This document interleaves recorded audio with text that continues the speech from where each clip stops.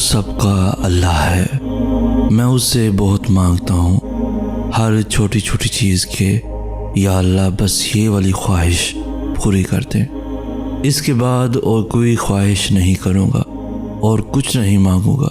اور پھر جب وہ ذات وہ خواہش پوری کر دیتی ہے، اس کے بعد نئی خواہش دل گھر کرتی ہے۔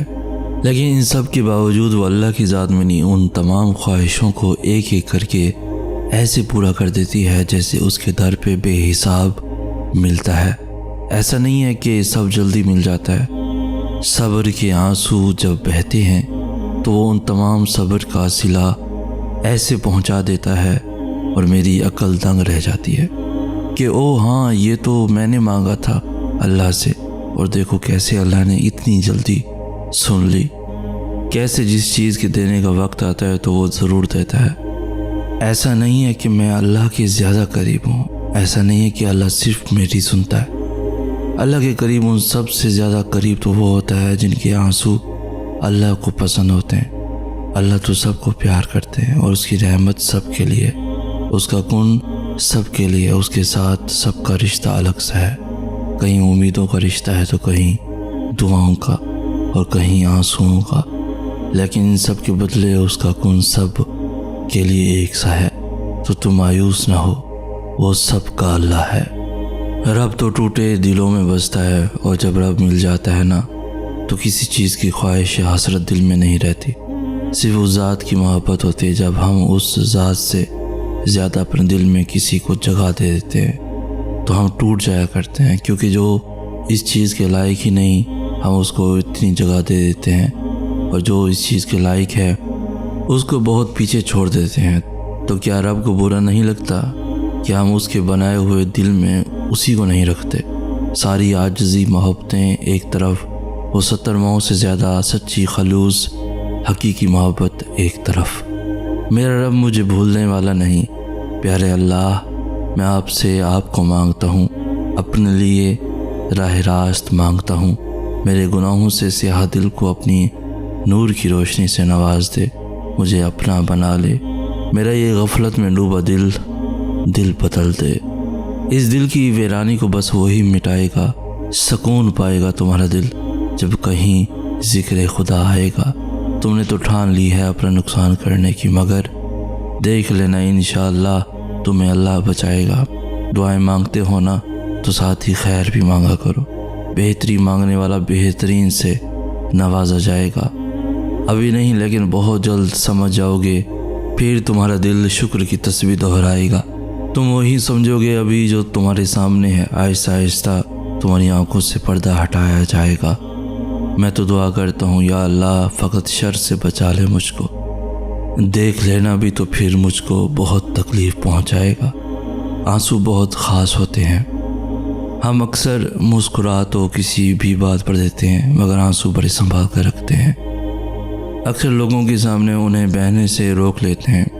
ہر شخص ہم اپنے آنسو نہیں دکھاتے کیونکہ وہ اتنا خاص نہیں ہوتا، مگر یہ آنسو ہم اپنے رب کے سامنے نہ تو روکتے ہیں نہ روک سکتے ہیں۔ اس کی بارگاہ میں حاضر ہو کر اپنا سر اس کے آگے جھکا کر ہم جو آنسو بہاتے ہیں وہ کسی اور کے آگے بہہ ہی نہیں سکتے۔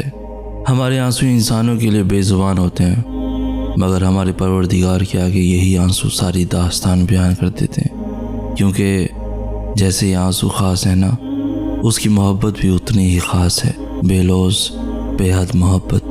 جب بندہ بہت پریشان ہو جاتا ہے تو پھر اس کی تسلی دی گئی ہے کہ بے شک ہر تنگی کے بعد آسانی ہے۔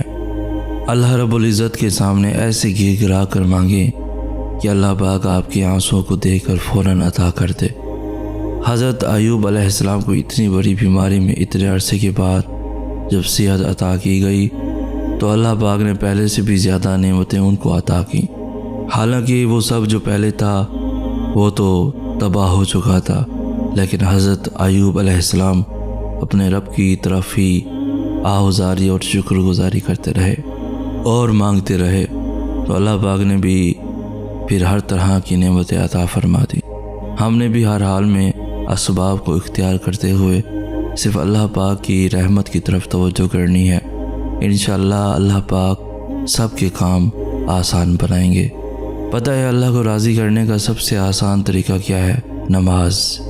نماز تمہارے اور اللہ کے درمیان موجود ہر فاصلہ ختم کر دیتی ہے، اور اللہ کو اپنے بندے کی سب سے پیاری بات یہی لگتی ہے جب اس کا بندہ اس کے پسندیدہ انداز سے اسے مناتا ہے۔ جب تم اللہ کی محبت کا حق ادا کرنے کے بعد اپنی محبت کی آرزو کرتے ہو نا، تو اللہ اس آرزو پہ یکدم کن فرما دیتا ہے، اور پھر وہ کہتا ہے تو نے مجھے میری پسند سے راضی کیا ہے نا، تو میں بھی تجھے تیری ہی پسند سے راضی کروں گا۔ کائنات میں کوئی بھی عمل اور کوئی بھی عبادت ایسی نہیں جو نماز کی طرح اللہ کو فوراً تم سے راضی کر سکے۔ اللہ کی نزدیک نماز سے زیادہ محبوب کوئی عمل نہیں، اور جو اس کے محبوب کو اپنا محبوب بنا لیتا ہے نا، اللہ اس سے بے حد محبت کرنے لگتا ہے۔ جو سجدوں میں سستی نہیں کرتے، پھر اللہ بھی ان کی دعاؤں کی قبولیت میں تاخیر نہیں ہونے دیتا۔ نماز آزمائش میں اللہ کی تمہارے لیے سب سے بڑی پناہ گاہ ہے، اور جو اس کی پناہ میں ہوتے ہیں ان کا بڑے سے بڑا طوفان بھی کچھ نہیں بگاڑ سکتا۔ وہ ہمیشہ اللہ کی حفاظت میں رہتے ہیں۔ زندگی کو نا تھوڑی سی بریک لینے دو۔ جہاں 10 لوگوں سے بات کرتے ہو وہاں 2 لوگوں سے بات کرو۔ جہاں پورا دن موبائل استعمال کر رہے ہو وہاں 6-7 گھنٹے استعمال کر لو۔ جہاں تم 1 گھنٹہ بھی سو نہیں پا رہے وہاں جیسے بھی کر کے دن میں 2 سے 3 دفعہ نیند لے لو۔ ہر سوچ کنٹرول آنا شروع ہو جائے گی۔ تم جتنا لوگوں سے باتیں کرو گے الجھتے جاؤ گے، بے سکون رہو گے۔ اپنا بہترین دوست اللہ کو بناؤ۔ یقین کرنا لوگوں سے بات کرنے کی فرصت تک نہیں ملے گی۔ تم الجھو گے بھی تو تمہارا رب تمہیں سلجھا دیا کرے گا۔ وہ ہر چیز سے واقف ہے، بس ہم سے سننا چاہتا ہے۔ اس دل کی ویرانی کو بس وہی مٹائے گا۔ سکون پائے گا تمہارا دل جب کہیں ذکر خدا آئے گا۔ تم نے تو ٹھان لی ہے اپنا نقصان کرنے کی، مگر دیکھ لینا انشاءاللہ تمہیں اللہ بچائے گا۔ دعائیں مانگتے ہو نا تو ساتھ ہی خیر بھی مانگا کرو۔ بہترین مانگنے والا بہترین سے نوازا جائے گا۔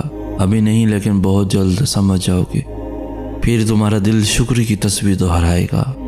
اللہ کو معصومیت پسند ہے، ایسی معصومیت کہ نیکی کرے اور اسے اللہ کا احسان سمجھے، ایسی معصومیت کہ اگر وہ گناہ کر لے تو فوراً توبہ کی طرف متوجہ ہو جائے، اللہ سے معافی مانگے، جیسی بھی ٹوٹی پھوٹی، اچھی بری، پکی سچی، بس وہ مانگے۔ اللہ کو گناہوں کی نشاندہی پسند ہے کہ وہ اپنے گناہوں پر نظر رکھے۔ اللہ کو وہ دل پسند ہے جو اس کی محبت سے لبریز رہتا ہے۔